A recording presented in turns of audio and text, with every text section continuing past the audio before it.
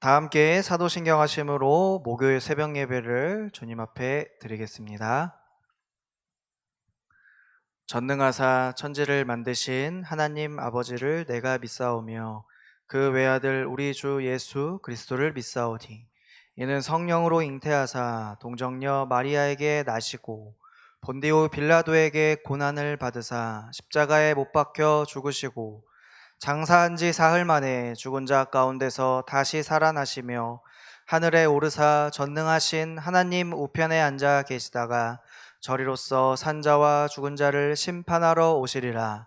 성령을 믿사오며 거룩한 공회와 성도가 서로 교통하는 것과 죄를 사하여 주시는 것과 몸이 다시 사는 것과 영원히 사는 것을 믿사옵나이다. 아멘. 다 함께 찬송가 546장 주님 약속하신 말씀 위에서 함께 찬양하도록 하시겠습니다. 찬송가 546장입니다. 주님 약속하신 말씀 위에서 영원토록 주를 찬송하리라. 소리 높여 주께 영광 돌리며 약속 믿고 굳게 서리라. 굳게 서리 영원하신 말씀 위에 굳게 서리 굳게 서리 그 말씀 위에 굳게 서리라. 주님 약속하신 말씀 위에서 세상 염려 내게 엄습할 때에 용감하게 힘써 싸워 이기며 약속 믿고 굳게 서리라. 굳게 서리 영원하신 말씀 위에 굳게 서리 굳게 서리 그 말씀 위에 굳게 서리라. 주님 약속하신 말씀 위에서 영원하신 주의 사랑 힘입고 성령으로 힘써 싸워 이기며 약속 믿고 굳게 서리라. 굳게 서리 영원하신 말씀 위에 굳게 서리 굳게 서리 그 말씀 위에 굳게 서리라. 주님 약속하신 말씀 위에서 성령 인도하는 대로 행하며 주님 품에 항상 안식 얻으며 약속 믿고 굳게 서리라. 굳게 서리 영원하신 말씀 위에 굳게 서리 굳게 서리 그 말씀 위에 굳게 서리라. 아멘. 오늘 하나님께서 우리에게 주시는 말씀은 구약성경 역대상 16장 1절부터 43절의 말씀입니다. 역대상 16장의 말씀입니다. 우리 역대상 16장의 말씀을 가지고 하나님이 원하시는 감사라는 제목으로 하나님의 말씀을 나누고자 합니다.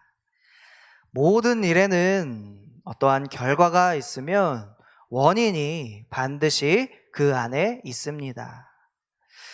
성경은 범사에 감사하라 라고 데살로니가 전서 5장 18절에 그렇게 말씀하고 있습니다. 모든 일에 감사할 수 있는 이유, 또 하나님이 원하시는 그 감사할 이유에 대해서 하나님의 말씀을 함께 나누고자 합니다. 감사하는 사람에게는 그만한 이유가 있습니다. 감사는 우리가 방금 말씀과 같이 하나님의 뜻이다라는 사실입니다. 여러분은 감사하고 사십니까? 범사에 항상 감사하며 사십니까? 블레셋에 빼앗겼던 이 하나님의 법궤를 잠시 동안 오벳 에돔의 집에 보관했다가 이제 다윗성에 있는 예루살렘으로 옮겨오게 되었습니다. 이 다윗은 하나님의 법궤를 옮겨온 후에 그 기쁨을, 다시 법궤가 예루살렘으로 온 그 기쁨을 온 백성들과 함께 나누게 되었습니다. 이 법궤가 예루살렘으로 옮겨졌다는 것, 이스라엘과 지금 함께 있다라는 것은 그들에게 있어서는 그만큼 기쁘고 감사할 수 있는 일이었던 것입니다. 이렇게 감사한 마음을 감출 수 없이 이 다윗은 옷이 벗어질 정도로, 옷이 흘러내릴 정도로 춤을 추고 또 찬양하며 기쁨을 마음껏 표현했습니다. 다윗이 어떻게 이렇게 기쁨을 넘어선 감사할 수 있었던 그 이유, 그 원인이 어디에 있었을까요? 말씀 속에서 우리는 그 원리를 조금 더 깊이 살펴보기를 원합니다.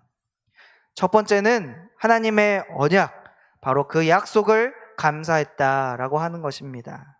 15절부터 17절까지의 말씀을 이 시간 함께 읽어보도록 하겠습니다. 15절입니다. 너희는 그의 언약 곧 천대에 명령하신 말씀을 영원히 기억할지어다. 이것은 아브라함에게 하신 언약이며 이삭에게 하신 맹세이며 이는 야곱에게 세우신 율례 곧 이스라엘에게 하신 영원한 언약이라. 아멘. 다윗은 먼저 아브라함과 이삭과 야곱에게 이어졌던 그 약속, 그것이 지금 다윗에게까지 계속 되어지고 있다는 것에 다윗은 감사할 수 있었습니다. 그 약속의 구체적인 내용은 다음 절에 나오게 됩니다. 18절입니다. 이르시기를 내가 가나안 땅을 내게 주어 너희의 기업의 지경이 되게 하리라 하셨도다. 아멘. 하나님께서 가나안 땅을 이스라엘 백성에게 약속해 주셨다라고 하는 사실입니다. 그런데 놀라운 사실은 이 약속을 하나님께서 주실 당시에 이스라엘의 형편이 어떠했나 라고 하는 것을 우리가 살펴보길 원합니다. 19절과 20절입니다. 같이 찾아서 읽어보도록 하겠습니다. 19절. 그때 너희 사람 수가 적어서 보잘것없으며 그 땅에 객이 되어 이 민족에게서 저 민족에게로 이 나라에서 다른 백성에게로 유랑하였도다. 아멘. 하나님이 주신 약속과는 지금 도저히 어울리지 않는 매우 초라한 모습이었다는 사실을 우리가 말씀 가운데 발견할 수가 있는 겁니다. 가나안 땅을 차지할 지금 이스라엘의 여건이 되지 못했습니다. 그러므로 이 하나님의 약속이 아니었다면, 하나님께서 말씀해 주시지 아니하였다면 이 아브라함으로 시작되는 이스라엘은 이 가나안 땅을 정복할 이 꿈조차 꾸지 못했을 것이다 라는 것입니다. 사실 이 하나님의 약속을 받고 나서도 이 이스라엘은 여전히 약한 민족에 불과했습니다. 아브라함은 이리저리 떠도는 신세였을 뿐만 아니라 자식 하나 없는 형편이었습니다. 그런데 그가 믿는 것은 오직 하나, 그것은 무엇이었을까요? 바로 하나님의 약속뿐이었습니다. 바로 하나님의 약속을 이들은 믿었던 것입니다. 그는 이 약속을 믿고 하나님을 따라 나선 것입니다. 그렇다고 이 약속이 한순간에 모든 것이 이루어졌으면 얼마나 좋을까요? 그렇지 않았다라는 것입니다.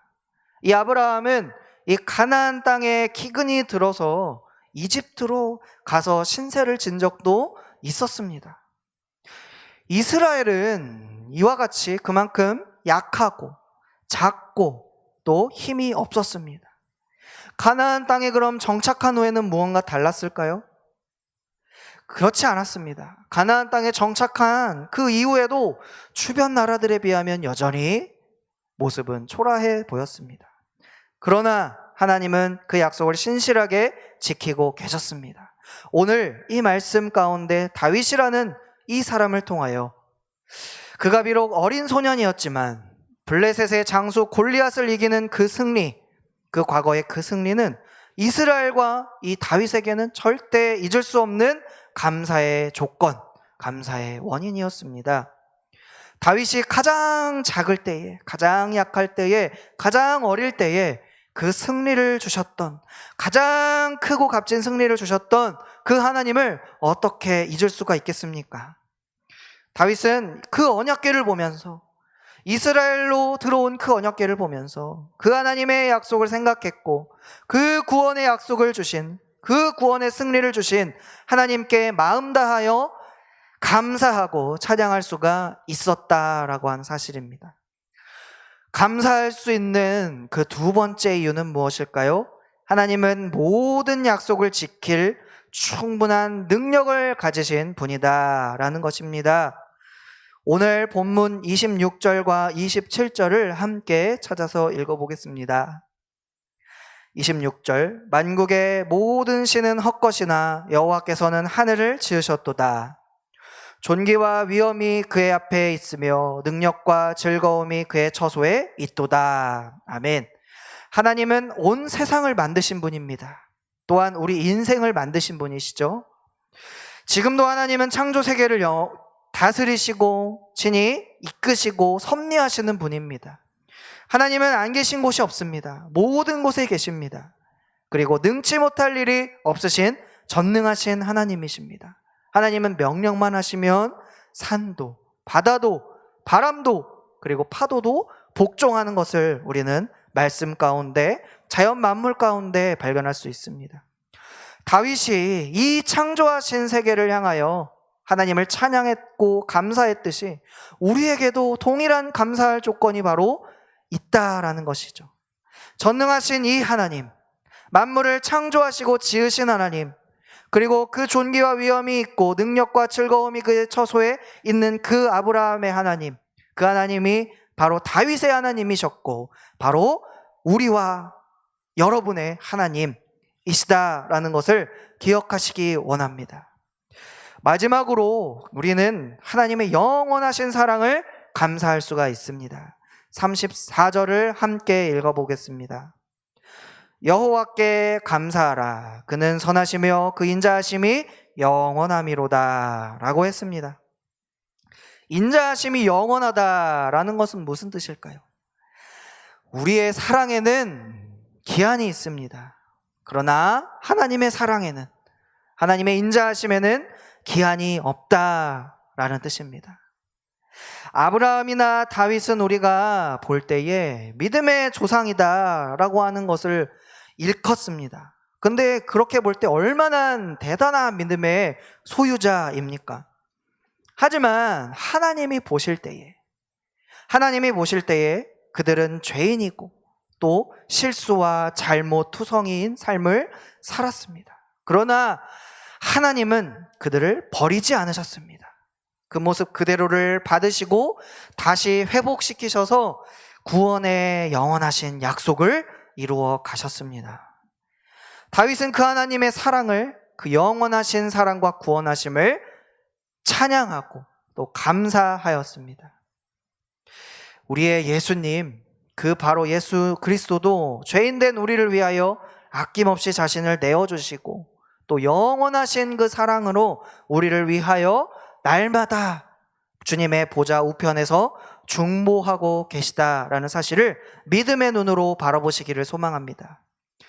그 누구도 끊을 수 없는 전능하시고 또 영원하신 그 하나님의 사랑이 우리를 회복시키실 줄 믿습니다.